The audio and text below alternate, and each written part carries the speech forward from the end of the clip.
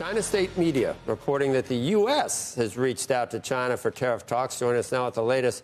White House National Economic Council Director Kevin Hassett.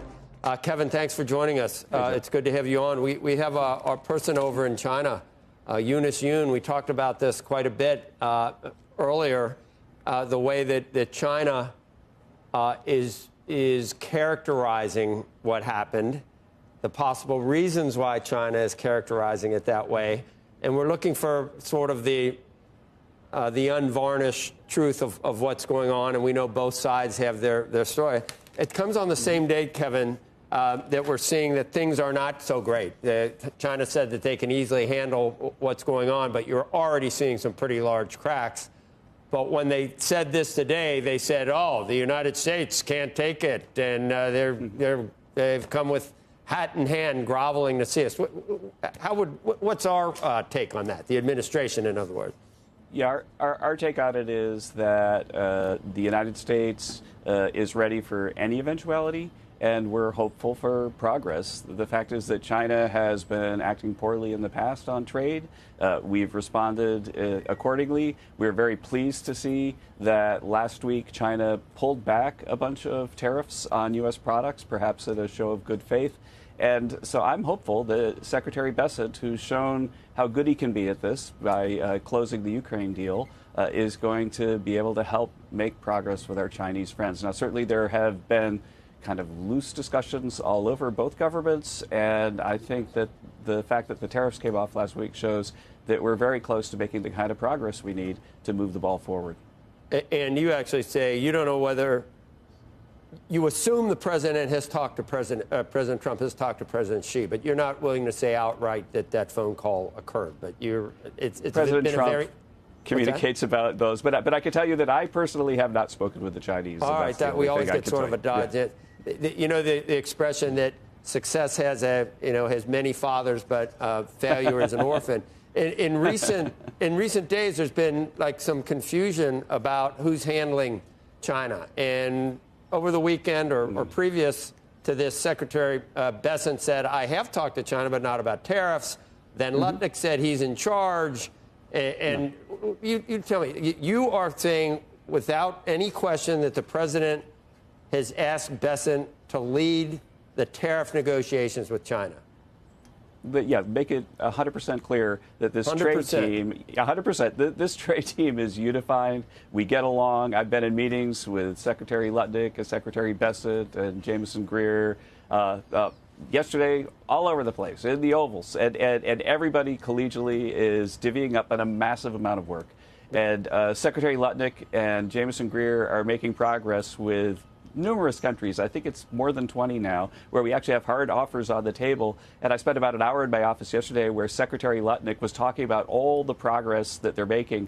And I actually want to characterize it for a second, which is that one of the top asks for us is just if we sell something in the U.S., then your country should let us sell it into your country, too. Stop all these non-tariff barriers. We're making great progress on that. And Secretary Hassett, as Treasury Secretary, who's, as you know, in the food chain, very, very highly ranked U.S. official, and he is the appropriate person, given the stakes, to be negotiating with the Chinese right now. And that's something that was agreed to by the president, by Secretary Lutnick, by everybody on the trade team.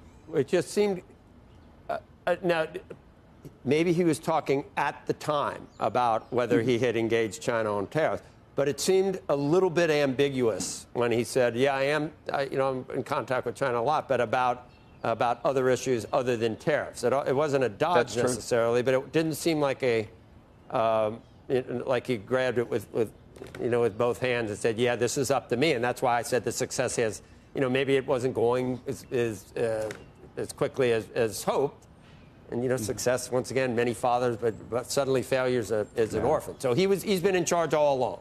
There are not many fathers. There's one team. And everybody talks together about what's going to happen. What are we doing? What's the position that the president thinks is best for this or that? And there's no way that, as we talk about China, that you're not going to see everybody on that team in the room. Hey, Kevin, many on Wall Street, different firms have put together real analyses, I should say, of what the tariffs will mean for growth, for employment, for all those things. And they have made lots of different estimates and assumptions and things like that. And that's something historically that your group has done for all sorts of things. Have you done that yet? And can you share those numbers with us? Oh, just to be clear, Aaron, and to avoid any confusion, I'm director of the National Economic Council now, which is the Larry Kudlow job. I used to be the chairman of the Council of Economic Advisors, and that's Steve's job now. And Steve has a team of something like 40 PhD economists who are both already, if you go to their website, you can see they're putting out public reports about the effects, I think the most recent one, of extending the tax cuts on the economy. And absolutely, they're doing research on tariffs. Yes, for sure, Steve's service. But there has not been a report. Yeah. Is there a report or any genuine analysis that you've been either engaged in, involved in, inside the White House that discusses if we pursue these tariffs at these levels, this is what happens to economic growth, this is what happens to employment, yes. all of the kind of basic things that I think the public so desperately wants to better understand? Yeah, absolutely, 100% we have, Aaron. And the way to think about it is that every year, White House puts out a budget. And in the budget, you have to say, over the next 10 years, here's what's going to happen, here's what growth's going to be, and here's what the president's policy priorities are. And if those policies are realized, here's what happens to economic growth. And that analysis will come out when the president releases his budget. But for sure, every single thing from tariffs to spending to taxes, the big, beautiful bill, all of that stuff has been very carefully modeled by Steve and his But just so we're clear, the tariff piece... And I'll be clear, too, Aaron, that the growth rate is going to be very similar or higher to what you saw when we were doing the budgets in 2017. The great Aaron Sorkin, by the way, I should mention, the great Aaron Sorkin wrote a terrific show about the West Wing, which you now exist in. I did not write the West Wing, though I wish I could say I did. So Andrew The show Sorkin, or the building? Well, hey, Kevin, we're talking about trying to pay for all these other things that, they're in the big, beautiful bill. You want to extend the 2017. I assume you want to extend it as is, but we're hearing, and it happened again today, and we had Scalise on, and we had Chairman Smith on. They won't take that a new higher top tax bracket for people making over $1 million of 40%, or letting it go back to 39.6. They won't take that off the table. I saw the president say he doesn't want to do that. Whenever we have these people on, they say everything is on the table. Can you provide any clarity there? Is everything on the table? Would you go back and one of the main tenets of that, you argue was a very successful outcome from that bill, would you change one of the basic? That was a very important part of that bill. Are you going to go back on that? It was a very important part of the bill. President Trump has made it clear that he doesn't support that movement. And right now, Congress House and Senate are working collegially together to move towards a bill that everybody agrees on. I was there with Secretary Bassett helping to have a conversation with the majority leader and the speaker and Chairman Crapo and Jason Smith at Ways and Means just on Monday. And the amount of agreement was really close to 95%. Now, there's some stuff that are House priorities that the Senate doesn't have, some stuff that are Senate priorities that the House doesn't have.